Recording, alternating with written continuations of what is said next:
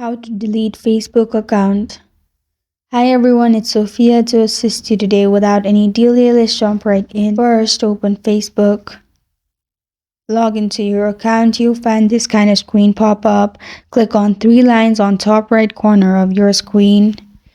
Then scroll down till you find settings.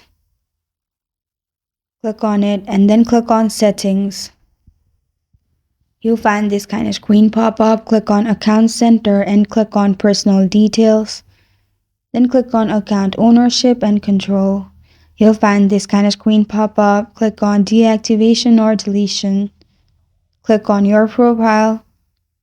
You'll find delete account option on bottom. Click on it and then press on continue.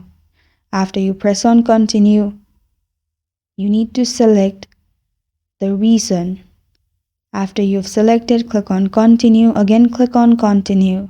In here, scroll down till you find delete option or you'll find continue option. Click on continue. Add your password. Simply click on continue and your Facebook account will be deleted. This is how to delete Facebook account.